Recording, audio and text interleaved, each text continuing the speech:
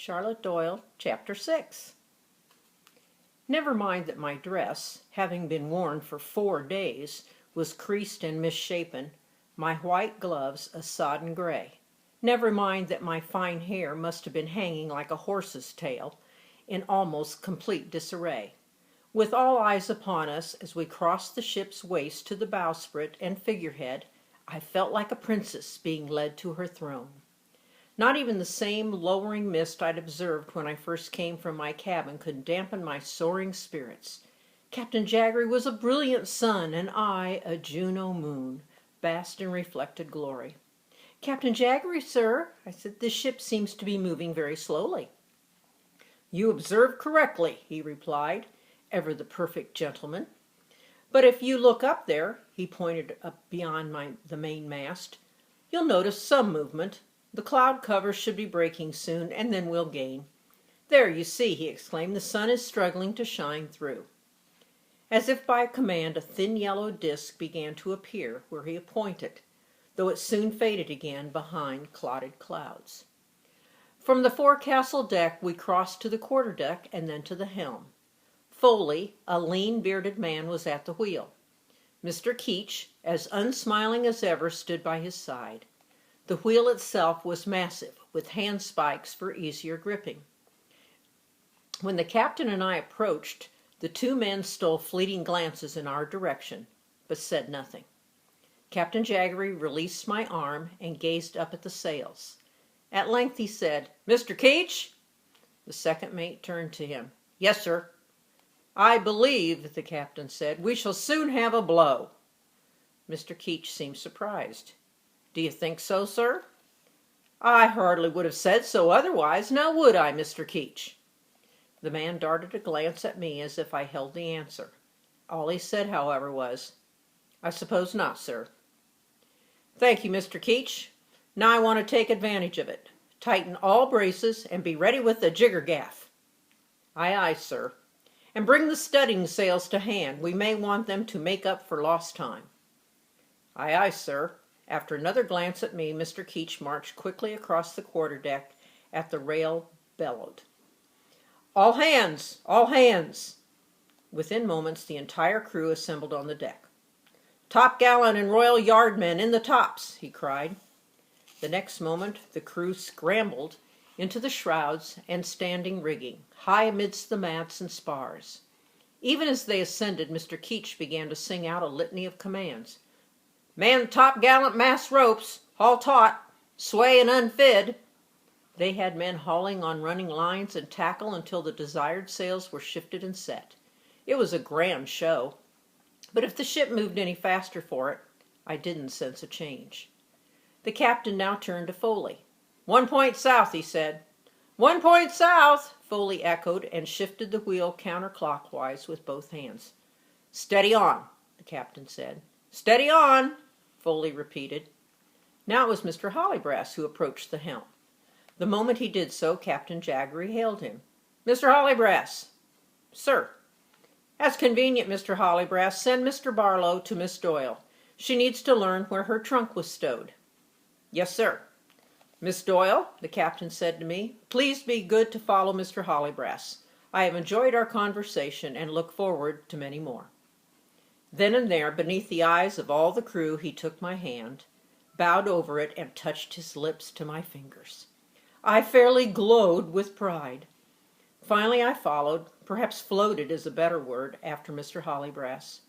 Barely concealing a look of disdain for the captain's farewell to me, he made his way across the quarterdeck and stood at the rail overlooking the ship's waist.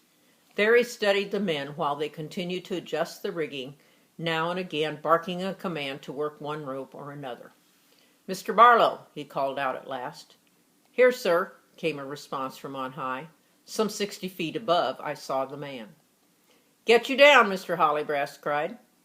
Despite his decrepit appearance, Barlow was as dexterous as a monkey. He clambered across the foreyard upon which he had been perched, reached the mast, then the rigging on his narrow thread of rope. He seemed to actually run until he dropped upon the deck with little or no sound. "Aye, aye, sir," he said, no more out of breath than I, or rather less than I, for to see him at such heights moving at such speeds had taken my breath away. "Mr. Barlow," Hollybrass said, "Miss Doyle needs her trunk. I understand you know where it is." "I put it in top steerage, sir." "Be as good to lead her to it." "Yes, sir." Barlow had not yet looked my way. Now, with a shy nod and a touch of his forelock, he did so. I understood I was to follow. The normal entry to the cargo areas is through the hatchway located in the center of the ship's waist. Since that was lashed down for the voyage, Barlow led me another way, to a ladder beneath the mate's mess table, in steerage, just opposite my cabin door. After setting aside the candle he'd brought along, he scrambled under the mess table, then pulled open a winged hatch door that was built flush into the floor. Once he had his candle lit, I saw him twist about and drop partway down the hole. "If you please, miss," he beckoned. Distasteful though it was, I had little choice in the matter.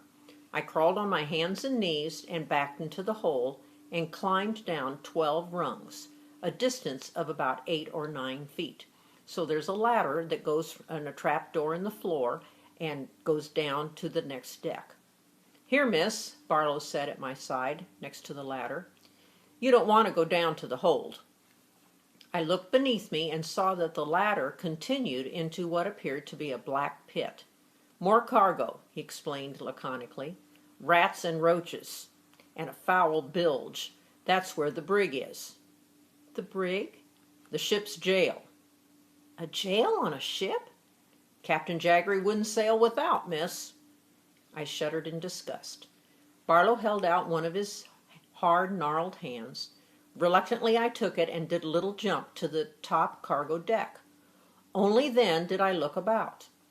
It was a great wood-ribbed cavern I had come to, which, because Barlow's candlelight reached only so far, melted into blackness fore and aft. I recall being struck by the notion that I was Jonah-like in the belly of a whale. The air was heavy, and with the pervasive stench of rot that made me gag. "What's that?" I asked, pointing to a cylinder from which pipes ran and to which handles were attached. "The pump," he said, "in case we take on sea." In all directions I saw kinds of bales and barrels and boxes that I had seen upon the Liverpool docks.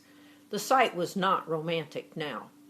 These goods were piled higgledy-piggledy on top of the other, braced and restrained here and there by ropes and wedges, but mostly held in place by their own bulk. The whole reminded me of a great tumble of toy blocks jammed into a box. "There's more below," Barlow said, observing me look about, "but your trunk's over there." Sure enough, I saw it along the alleyway created by 2 stacks of cargo. "Would you open it, please?" I requested. Barlow undid the hasps and flung open the top. There lay my clothing wrapped in tissue paper and laid out beautifully. The schoolmaids had done a fine job. A sigh escaped my lips at this glimpse of another world. "I can't take everything," I said. "Well, miss," Barlow said, "now that you know where it is, you can fetch things on your own." "That's true," I said, and kneeling, I began to lift the layers carefully. After a while, Barlow said, "If it pleases, miss, might I have a word?" "You see, I am very busy, Mr. Barlow," I murmured. For a moment the sailor said nothing, though I was conscious of his nervous presence behind me. "Miss," he said unexpectedly, "you know I spoke out when you first arrived." "I have tried to forget it, Mr. Barlow," I said with some severity. "You shouldn't, miss. You shouldn't." His earnest, pleading tone made me pause. "What do you mean?" "Just now, miss, the captain put us on display. All that hauling and pulling. It was to no account. He was mocking us." "Mr. Barlow," I interrupted. "It's true, miss. He's abusing us. And you. Mark my words, no good will come of it." I pressed my hands to my ears. After a moment the man said, "All right, miss, I'll leave you with the candle. You won't go into the hold now, will you?" "I shall be fine, Mr. Barlow," I declared. "Please leave me." So engrossed was I in my explorations of my trunk that I ceased paying him any attention. Only vaguely did I hear him retreat and ascend the ladder. But when I was sure he was gone, I did turn about. He had set the candle on the floor near where the ladder led further down into the hold. Though the flame flickered in a draft, I was satisfied it would burn for a while.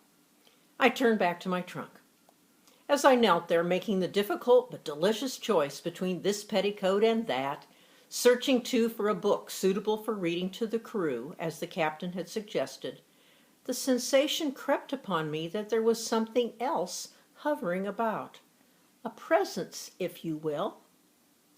Something I could not define.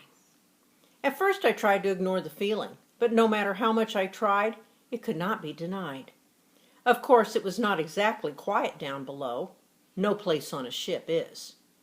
There were the everlasting creaks and groans. I could hear the sloshing of the bilge water in the hold, and the rustling of all that I preferred not to put a name to, such as the rats that Barlow had mentioned. But within moments I was absolutely certain, though how I knew I cannot tell, that it was a person who was watching me.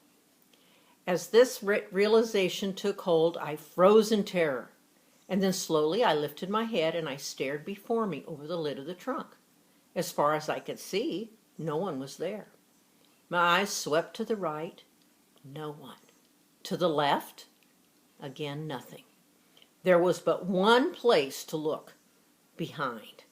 Just the thought brought a prickle to the back of my neck until with sudden panic I whirled impulsively about. There, jutting up from the hole through which the hold might be reached, was a grinning head, its eyes fixed right on me. I shrieked. The next moment the candle went out and I was plunged into utter darkness.